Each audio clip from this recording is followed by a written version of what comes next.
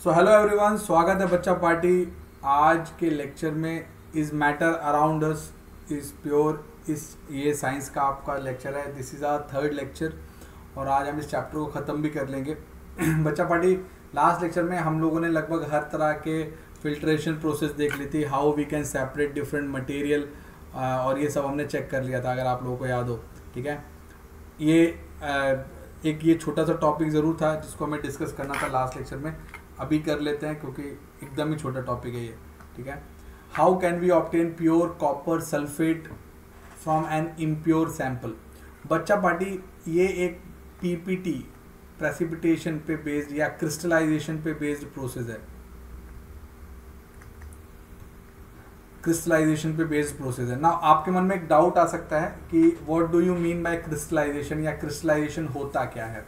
बच्चा पार्टी, आपने देखा होगा कि समुद्र के किनारे जहाँ पर सॉल्ट वगैरह होता है, तो ड्यू टू इवेपोरेशन जो सॉल्ट है वो जो समुद्र के किनारे हैं, जो कॉर्नर्स होते हैं, वहाँ पर सॉल्ट इकट्ठा हो जाता है, बल्क में इकट्ठा हो जाता है ना।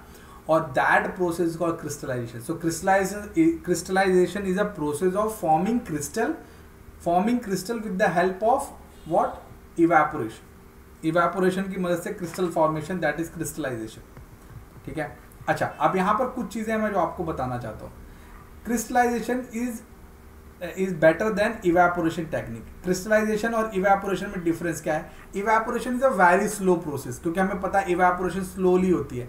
क्रिस्टलाइजेशन में हम वेपर तो बनाते हैं, लेकिन हम बॉईल करके वेपर बनाते हैं। जैसे मान लेते हैं एक एग्जांपल समझो कि साइश की मम्मी है ना, दिवाली के लिए गुलाब जामुन बना रही है। साइश अगर बनाएगी तो भेजना इधर, है ना। ठीक है, चलो, तो मजाक कर रहा हूँ, ठीक है, लेकिन सुनो अभी ध्यान से। तो साइश की मम्मी गुलाब जामुन बना रही है, that's a very awesome thing. और गुलाब जामुन बनाने के लिए उन्होंने क्या किया, she added so much of sugar into the water and she is boiling that water. वो वाटर को बॉईल कर रहे हैं, तो क्या होगा, धीरे धीरे क्या होगा, एक शुगर सिरप क्रिएट हो जाएगा जो काफ़ी स्टिकी होगा। ठीक है, अगर वो वैसे ही पानी को और गर्म करते जाएं, तो धीरे धीरे पानी का लेवल बहुत ज़्यादा कम हो जाएगा और आपको हल्के हल्के क्रिस्टल्स उस बर्तन के चारों तरफ चिपके हुए दिखाई दे जाएंगे। ठीक है, तो आप जो बॉइलिंग परफॉर्म कर रहे हो, वो बॉइलिंग एक क्विक प्रोसेस होगी एज कंपेयर टू इवेपोरेशन। मतलब अगर आप ये सोचो कि मैं एक काम करता हूँ, एक बर्तन लेता हूँ, बर्तन में पानी और शक्कर डाल देता हूँ और मैं इसको रख देता हूँ, तो कल तक पानी पूरा इवेपोरेट हो जाएगा, ऐसा नहीं होगा। इट टेक टू लॉन्ग, बहुत समय लग जाएगा। बहुत समय लगते लगते हो सकता है कि आप जो प्रोसेस परफॉर्म कर रहे हो, प्रोसेस के लिए वो यूजफुल भी ना बचे। समझ में आई बात? क्लियर है? तो इसीलिए इवेपोरेशन से बेटर होता है crystallisation by boiling. That's the thing. आपने देखो सॉल्ट के लिए लिखा है to get salt from sea water, that is crystallisation. ये बहुत ज़्यादा होता है। एलम, फिटकरी वगैरह जिसको पोटाश एलम बोलते हैं, ये भी इसी तरीके से निकाला जाता है। ठीक है, एक और चीज़ है, मैं आपको फिर से ऐड कर रहा हूँ, जैसे पीओपी वगैरह के केस में भी ये होता है, क्रिस्टल बनाते हैं। आपको नहीं पता हो तो मैं बता देता हूँ कि कैल्शियम सल्फेट हाफ हाइड्रेट, इसको पीओपी बोलते हैं। ठीक है, प्लास्टर ऑफ पेरिस। इसमें जब आप पानी डाल देते हो, कितना, 1.5 पार्ट, तो ये बना लेता है CaSO4.2H2O, इसको जिप्सम कहा जाता है।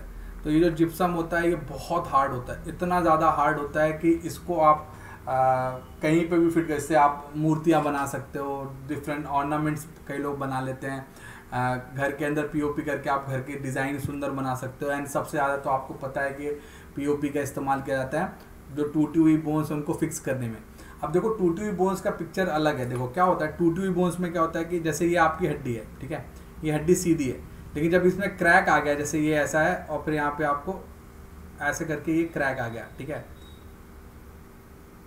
इमेजिन करो ऐसे करके हड्डी में क्रैक आ गया। अब जहाँ पे क्रैक आ गया तो मसल्स और टेंडन्स जो लगे रहते हैं, वो क्या कहते हैं, इसको एक दूसरे के ऊपर चढ़ा देते हैं। जैसे ये ऐसी हड्डी है और दूसरी हड्डी जो टूट गई थी वो इधर आके इधर चढ़ गई। तो अगर आप इसको क्या करोगे, फिक्स नहीं करोगे, तो ये क्या होगा, ऐसे में ही जुड़ जाएंगे। तो आपका हाथ अजीब सा जुड़ा हुआ दिखाई दे जाएगा। आपको बहुत सारे लोग ऐसे मिलेंगे अपनी कंट्री में ही कि जिनके हाथ है ना, बचपन में किसी कारण से गिर के टूट गए थे और उनकी प्रॉपर सर्जरी नहीं हुई, तो उनके हाथ का ही शेप बदल गया। तो डॉक्टर क्या करता है, डॉक्टर इसको खींचता है। ठीक है, जब उसको खींचेगा तो मसल्स वापस उसको ऐसा कर सकती है ना, खींचेगा है ना, बोन्स को खींचता है तो मसल्स वापस ऐसा रख सकती है। तो डॉक्टर क्या करता है, डॉक्टर है ना इसको खींच के इसके पूरे चारों तरफ पीओपी का एक प्लास्टर लगा देता है ताकि हड्डियां यहीं से जुड़ जाएं और वापस इसी शेप में आ जाए। तो हड्डियां रिट्रैक्ट नहीं हो पाती या हड्डियां वापस उल्टा सीधा करके जुड़ नहीं पाती। इसीलिए कहा जाता है कि POP is a very good treatment. और पीओपी में आपको बताऊँ, जो बड़ी हड्डियां होती है ना, बड़ी हड्डियां, उन बड़ी हड्डियों को तो प्रॉपर वेट दे के ट्रैक्शन दिया जाता है। छोटी मोटी हड्डियों को तो सीधे पीओपी प्लास्टर चढ़ाते हैं। लेकिन अगर मान लो पैर की हड्डी टूटी है तो पैर की हड्डी के पूरे चांसेस है कि वो स्लिप हो जाए। तो डॉक्टर क्या करता है कि उसको हड्डी को खींच के ट्रैक्शन दे के रखता है कम से कम 1 हफ्ते, और 1 हफ्ते बाद जाके वो हड्डी फिक्स हो जाती है अपनी पोजीशन पे, फिर उसका ट्रैक्शन हटा देता है, फिर पैर फ्रीज लूज कर देता है। सर मैं छोटी मोटी हड्डियों में तो सीधे प्लास्टर लगा देते हैं। तो मैं आपको बताया ये भी क्रिस्टल है, दिस इज क्रिस्टल।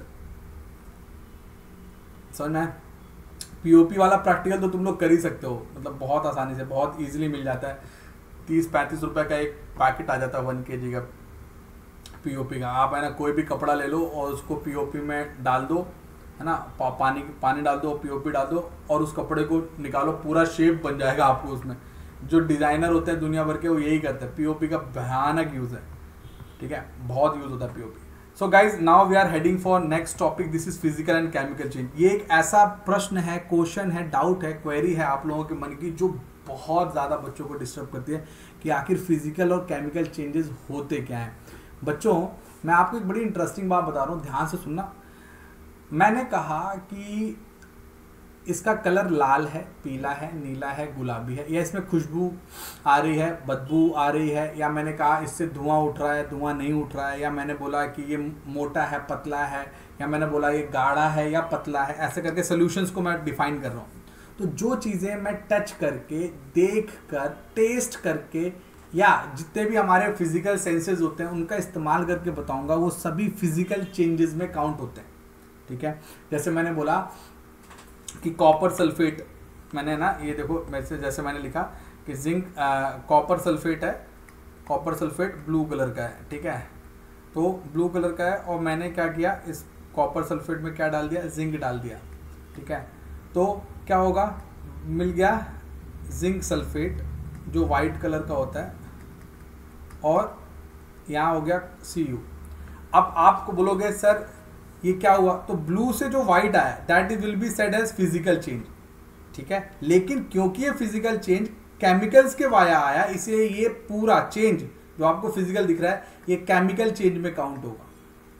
मतलब ये कि अगर कहीं पर भी exchange of heat, formation of precipitate, change in colour या प्रोडक्शन ऑफ ओडर, या ऐसा कोई भी चेंज आपको देखने को मिलता है हीट वगैरह को लेके, वो सभी केमिकल चेंजेस में आएगा अगर केमिकल इन्वॉल्व हो रहे हैं, ठीक है। फिजिकल प्रॉपर्टी से देख के पता चलती है, जैसे मेल्टिंग पॉइंट कितना है, बॉइलिंग पॉइंट कितना है, डेंसिटी कितना है, ये सभी चीज़ें फिजिकल प्रॉपर्टीज में काउंट होती है।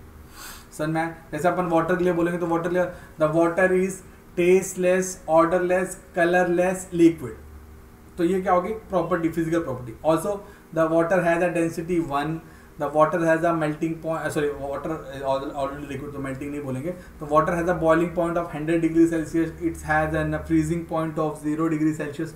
तो ये सभी physical properties में count होगा, ठीक है।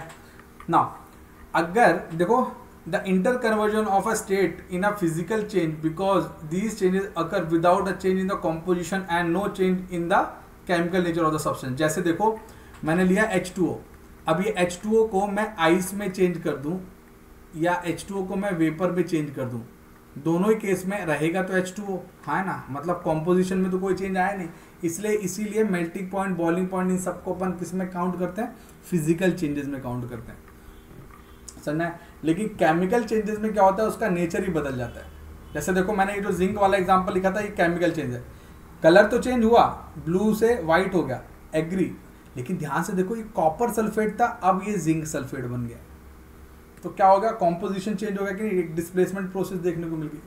समझ में आया कि नहीं, समझ में आया। आपको बहुत सारी चीज़ देखने में, आपको हो सकता है change in heat, change in temperature, release of gas, formation of precipitate, change in colour, कुछ भी देखने को मिल जाएगा।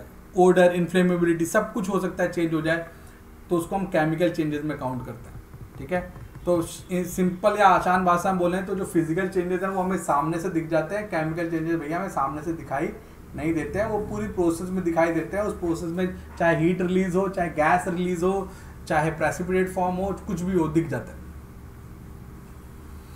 समझ में आई बात? अब है ना बच्चा पार्टी, बात करते हैं what are the types of pure substance. Pure substance क्या होता है? देखो, प्योर सब्सटेंस को हम दो पार्ट में क्लासीफाई करें, एलिमेंट्स एंड कंपाउंड्स। जैसे आपने हाइड्रोजन, नाइट्रोजन, ऑक्सीजन, ये सब जितने भी शब्द सुने होंगे वो सभी एलिमेंट्स होते हैं, ठीक है। एलिमेंट्स उनको बोलते हैं जो एक ही जैसे एटम से बने हो। ध्यान से सुनना, the elements are found by similar type of atoms. फिर से सुनो, the elements are found by similar type of atoms and the elements by which the atoms which are forming those elements have similar properties। जैसे अगर मैंने बोला sodium, अगर मैंने sodium का नाम लिया तो सोडियम एलिमेंट में सोडियम के पूरे एटम्स रहेंगे और सभी एटम्स आइडेंटिकल होंगे। ऐसा नहीं कि कोई एक एटम दूसरे एटम से अलग है। अगर सोडियम के एटम्स हैं तो सब एक जैसे ही होंगे। समझ में आई बात? और अच्छा, जो एलिमेंट्स हैं हम उनको ऑब्वियसली, जो एलिमेंट्स हैं उनको हम तीन पार्ट्स में क्लासीफाई कर सकते हैं, metal, non metals and metalloids, ठीक है। आपको बहुत अच्छी तरह पता है मेटल्स लस्ट्रस होते हैं, दे हैव सिल्वरी ग्रे या golden yellow colour, they are good conductor of heat and electricity, they are ductile, ductile मतलब आप उनकी पाइप बना सकते हो, दे आर मीलेबल मतलब आपकी शीट्स बना सकते हो, दे आर स्नोरस मतलब उनको जब आप हिट करोगे तो टिंग टिंग टिंग ऐसे आवाज़ आती है। समझ में? Examples of metals are like gold, silver, copper, iron, sodium, potassium etcetera. Mercury is the only element which is liquid in the room temperature. Mercury आपने देखा होगा थर्मोमीटर वगैरह में मर्क्यूरी रहती है, सिल्वरी शाइनिंग। तो जो मर्क्यूरी रहती है, मर्क्यूरी ही कैसी रहती है?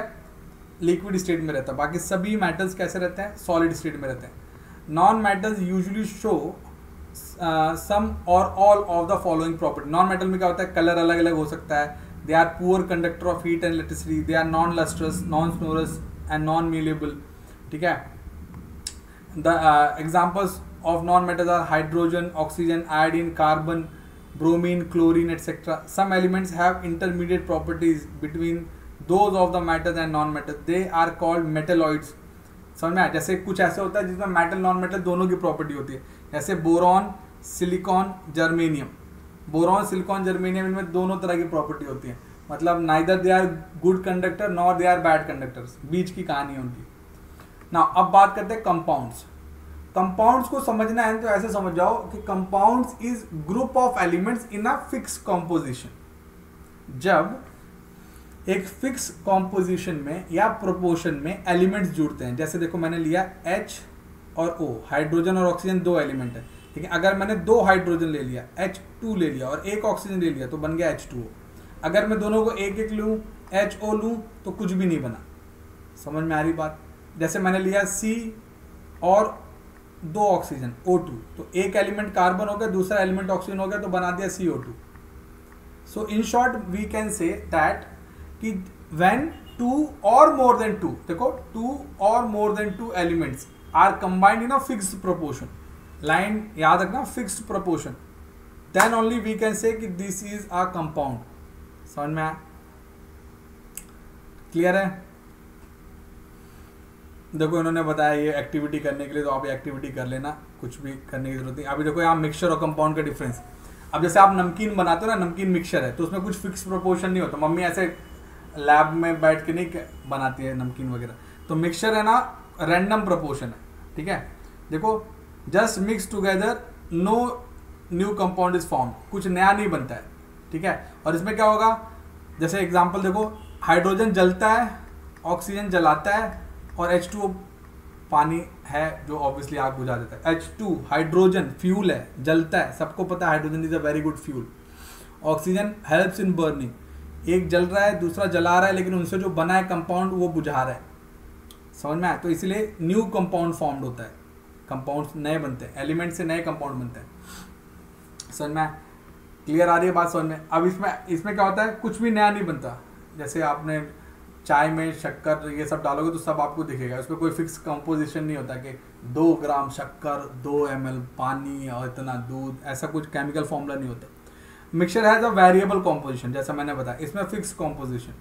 The mixture shows the properties of constituents. आप जैसे चाय बना रहे हो तो आपने अदरक डाला, अदरक भी फील होगा, शक्कर डाला, शक्कर भी, जो जो डालोगे फील होगा, क्योंकि वो मिक्सचर जैसा बनता है चाय, ठीक है। लेकिन इसमें क्या होगा, नई चीज़ नहीं, जैसे आपने H2O है पानी, अब तुमको ऐसा नहीं है कि पानी आया तो पानी में हाइड्रोजन है, तुमको लगेगा अच्छा हाइड्रोजन तो है इस पानी में, तो मतलब पानी भी एक फ्यूल की तरह यूज़ हो जाए।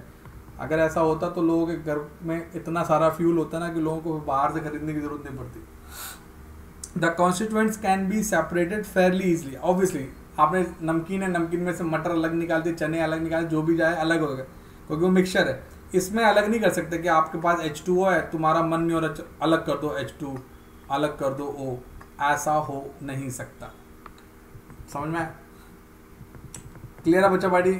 ना देखो इन्होंने लिखा है the gas obtained by group 1 is hydrogen, it is colourless, odourless and it wise combustion. देख रहे हो, बहुत ज़्यादा कंबस्टिबल होती है ये, ठीक है। ग्रुप 2 में हाइड्रोजन सल्फाइड होती है। इन्होंने आपको ग्रुप की इन्फॉर्मेशन दी है बच्चा पार्टी। जिन लोगों को ग्रुप्स की को समझना है, ग्रुप 1, ग्रुप 2, ग्रुप 3, तो वो फाउंडेशन लेक्चर ज़रूर देखना। फाउंडेशन लेक्चर जो अपन ने लिया था तो उसमें ये हमने डिस्कस किया था, ठीक है। ऑल्दो आपको अभी ग्रुप 1, ग्रुप 2 9th में नहीं याद रहा तो भी चल जाएगी बात, कोई दिक्कत नहीं है। So this is the entire chapter. Matter, solid, liquid, gas 3 तरह का होता है। जो प्योर सब्सटेंस है वो एलिमेंट हो सकते हैं या कंपाउंड हो सकते हैं। मिक्सचर जो होता है वो होमोजिनस, हेट्रोजिनस होता है। एलिमेंट्स और कंपाउंड्स हमने डिस्कस कर लिया। होमोजिनस वो होता है जो एक जैसे पार्टिकल से बना है। हेट्रोजिनस वो है जो अलग अलग पार्टिकल से बना है। जैसे फॉर एग्जांपल शक्कर in water, sugar in water, salt in water, sulphur in carbon dioxide, ये सभी होमोजिनस है। अरे भाई शक्कर पानी में घोलोगे पूरी तरह मिल जाता है ना। आप ऐसा थोड़ा ना कि शक्कर पानी में घोल दिया, तुमको लग रहा है शक्कर ज़्यादा होगी तो चम्मच से वापस निकाल लिया, ऐसा नहीं हो सकता। नॉन यूनिफॉर्म मतलब जो पूरी तरह नहीं मिलते, जैसे सैंड एंड सॉल्ट, या पानी में आप सॉल्ट मिला दो, ठीक है, और या आप रेत में है ना नमक मिला दो, तो आप हेट्रोजिनस है। कैसे हेट्रोजिनस है? अब रेत में अगर आप नमक मिला दो, है तो दोनों सॉलिड, लेकिन जब आप पानी में घोलोगे तो रेत नहीं घुलेगी लेकिन नमक घुल जाएगा, तो सेपरेट हो गया ना। समझ में आया? तो जो इजीली सेपरेबल है, जो पूरी तरह नहीं मिलते वो हेट्रोजिनस, जो एक जैसे होते हैं वो होमोजिनस। समझ में आया? क्लियर है बच्चा party? So guys in this way our chapter is over, this chapter is also over, ठीक है। इसकी एक्सरसाइज पूरे नोट्स आपको डेफिनेटली कील ऐप पे मिल जाएंगे। Go to the Keel app, available on Play Store, everything is available there, ठीक है। आप चेक करो, कुछ डाउट हो, कुछ क्वेरी हो तो पूछ सकते हो। मिलते हैं अपन बच्चा अगले लेक्चर में और नई नई चीज़ें पढ़ते हैं, ठीक है बच्चा पार्टी। तो मिलते हैं अगले लेक्चर में। Till then bye guys, bye, take care, bye everyone.